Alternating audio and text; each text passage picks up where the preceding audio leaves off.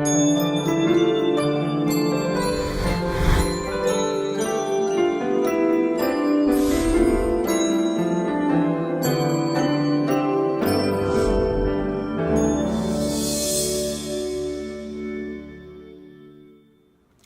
story for Gotham by Gaslight is what would Gotham City of 100 years ago have been like? In an age of mystery and superstition, how would the people of Gotham react to a weird creature of the night, a bat-garbed vigilante feared by the guilty and the innocent alike? Some would live in terror, others would rest easier. Only one man would take no notice at all, a man with other matters to attend to. His name? No one knows for sure. Most people only know him as Jack the Ripper. Now, this graphic novel collection actually has two stories. There's the one where Batman goes against Jack the Ripper, which is the first story and the most popular one. The other story is Batman going against the Master, who wants to destroy basically all of Gotham with a fancy heat device. I myself am a fan of Victorian era anything in any form of media. So to see something like a Batman being in the Victorian era, yes, it's in Gotham City, not in England, but it's a Victorian era nonetheless. It is very interesting to see it portrayed in this format and for these characters. It's very cool to see Batman in the Victorian era, particularly since his costume is not essentially tailor-made. You know, we always see Batman in tight tights. You know, they're actually formed to his muscles and everything. Everything fits like a glove. Well, with his outfit, it's not particularly fitting. It hangs loose. There's actually like goggle space eyelids, so he doesn't have like the like we're used to, which is like the white eyes. You know, they just go around his eyes and they're white. No, it's actually like the size of my glasses. Basically, it's just you could see skin, his eyeball, his eyebrows. He's wearing pirate gloves, but they're kind of saggy. He's wearing kind of like almost like a soldier's uniform top shirt that comes down like here for the buckles, and he has the symbol right here. He's wearing pirate boots. They go up to the knee, but again they're sagging a little bit. Everything's not 100%, but it all looks really good and terrifying at the same time from someone else's point of view. To the reader, it's like awe-inspiring, but to people who have to live in like criminals, you can actually fear this. This is actually a menacing, you know, presence. So it's really cool how they translated that. The story is pretty good. The Jack the Ripper story is neat. It has a nice twist ending. Not necessarily a twist, but it's like, oh, I didn't see that coming. And actually gives, you know, Jack the Ripper kind of like a reason as to why he killed all those women. It's kind of interesting. You might say slightly weak, but it's not weak enough that would ruin why he does it. I like how they interpreted some of the different characters, like Commissioner Gordon. Harvey Dent's in it for like a couple pages, but not much. Just the whole city seems pretty believable.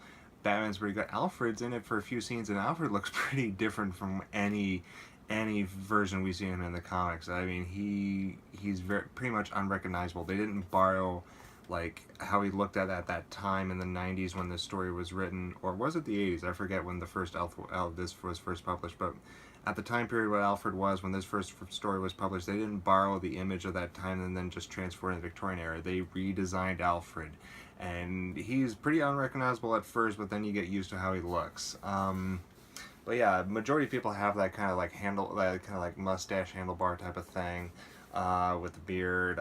Yeah, it's all pretty well done, and I like how Commissioner Gordon looks. He's pretty cool. Other than that, not much really to say. The city's nice. So the villains are pretty good. It's kind of also interesting how they make a nod. The Joker's not in this, but it's nice how they make a nod and kind of mention how he came about. It's only like one page and like a couple of frames that they mention how the Joker comes about for here. But it's pretty interesting. I like how they gave that there. The second story with the Master, I believe he's called, is kind of a little weak, I would say, but it's still kind of fun to see kind of how to see this kind of universe again with the Victorian era and stuff, and putting up a World's Fair, which was popular at the time period. You know, they do to show great inventions and this and that. It was pretty cool, and I like that type of storyline. It's also cool to see have the subplot of Bruce Wayne falling in love, and the fact that after the time of the first story, he actually stopped being Batman for a while, and then finding a reason to come back as Batman. That was pretty cool. And it was actually kind of good action, some good tense moments. Um, yeah, this is something you do need to read. I do highly recommend Gotham by Gaslight.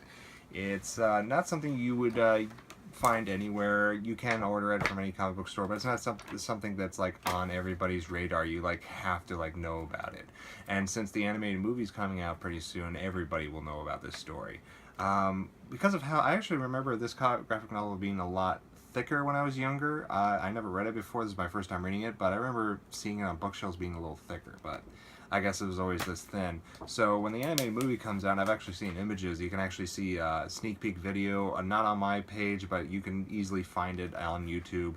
There's a sneak peek for the animated movie. You can see they added a lot to the original story, added a lot more characters as well, which is completely understandable because there is a lot of room to play with. They didn't write the stories to where it's very just centered. You have to follow the story. They have room to play, and I'd like to see what they do with it. I thoroughly did enjoy this graphic novel though, and I can't wait for the animated movie.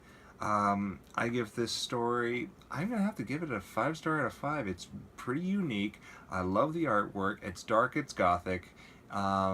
The second story was a little bright, but still held on that gothic edge. Nice play with shadows, and good action, good stories, and I'd like to see something more. I wish they'd make more sequels to this, to tell you the truth. Like I said, I like Victorian era media, so I would like to see more of this, but then at the same time, I don't want this type of thing to be tarnished. So yeah, there's that. But I haven't seen other Elseworlds stories. This is the very first Elseworlds.